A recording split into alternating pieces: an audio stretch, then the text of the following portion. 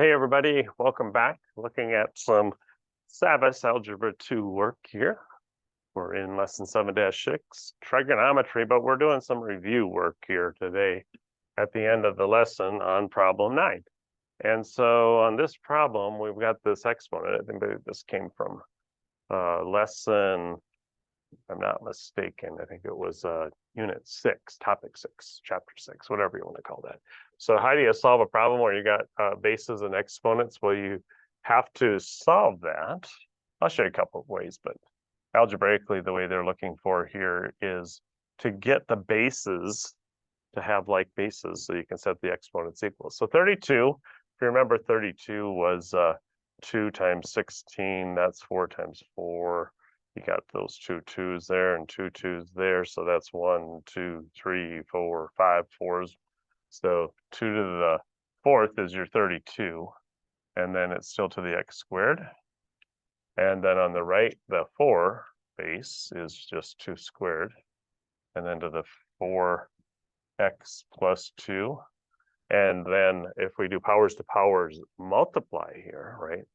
When you have exponents raised to another exponent, you multiply those. So 4 times x squared would just be 4x squared there. And then this 2 has to get distributed onto both of these. So base 2 right here.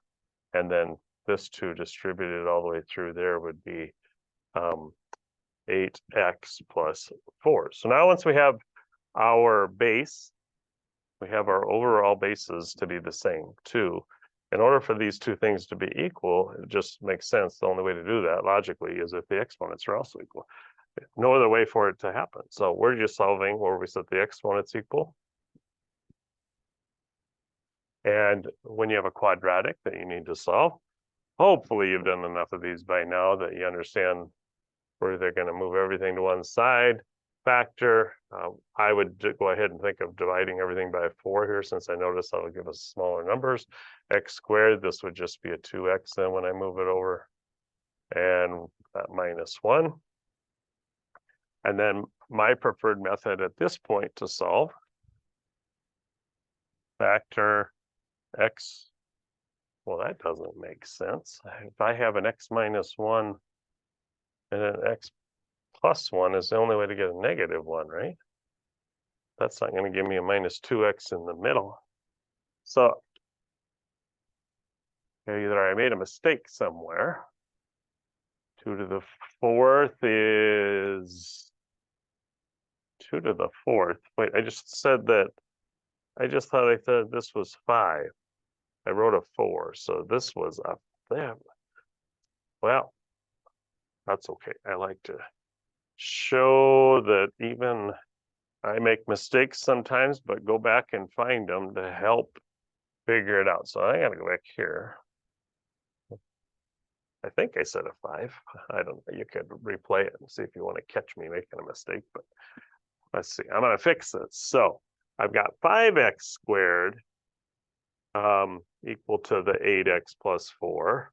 So now I can't do the step I did before because they're not all divisible by a 4. 5x squared minus 8x plus, hello, I'm not sure what I'm writing there. Subtract 4 from both sides is a negative 4. And I got to get an 8 in the middle. Factoring 5x times x is the only way to get that. So 5, I got a 1 and a 5. And then to get a 4 over here that's negative, it's either 1 and 4 or 2 and 2. And I'm trying to come up with a negative 8. Well, I'm seeing if I take 2 times 5, that's 10. And then this 2 times that 1 is 2. And if I work with 2 and 10, I can get an 8. So I think I'm using 2 and 2 from here for the ways to get this 4. One of them's negative, one's positive. And I know that I want to have more negatives so that this is negative. So I want the 10 to be negative. That comes from these two. So my negative there, my positive there. So when I set both of these equal to 0 to solve, two things multiply to equal 0, one of them has to be 0 or they're not going to ever multiply to 0. The one on the right's easy. Add 2. So x equals 2 would be one solution there. Subtract the 2 and divide by this 5 would be a -2, and then divide by 5, or -0.4. And then just to be sure that one of these isn't an extraneous solution, you can plug them back in algebraically to solve it.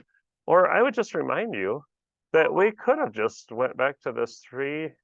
Let's see. If I'd have put in here from the start, my y equals 32 to the x. I just did shift 6 to get a caret there, and it knows to put it up there, to the x, and then to the 2. Shift 6 again to the 2. Arrow to the right a couple times to get out of those exponents. That's one side of my equation, 32x squared. 32x squared, that's what I got there. And then put in a second equation for the right side of the equation. Again, the right side of the equation, 4 to the 4x plus 2. 4, shift 6 to the 4x plus, hello. To keep that in the exponent, I need a parenthesis out here, just in case you've never figured out how to do that. 4 to the 4x plus 2. And then if I look at these, my negative 0.4 is a solution. But then way up yonder, someplace, what was the second answer that I had? An x when I solved it over here, I got this 2. So at an x of 2, I don't need go over here to the, I don't need my x's to go out that far. They went out even 7, that's plenty, and I don't need them over on the negatives. And then my y's, I think I got to go up a lot higher to see what I want. So let's see, get that out of my way. Is it getting closer and closer? Is it eventually going to hit each other up there? Let's move this over so I can see it a little better and go back in here. Keep adding some more numbers here and see if it looks like eventually, that looks like it's going to get to each other up there somewhere. So I get there so I can see it, and I click on it somewhere. Holy smokes, the 2 and then that ginormous number. So yes, eventually it did hit. And to solve back here, what were the x's? They do both work, just to see that. So my negative 0.4 and a 2. So negative 0.4 right in there, negative 0.4 and 2 should take care of that problem for us. And we'll be ready to move on to the last one, negative 0.4. Does it say I can use a decimal?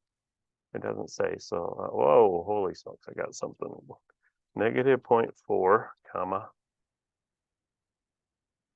2. How'd we do?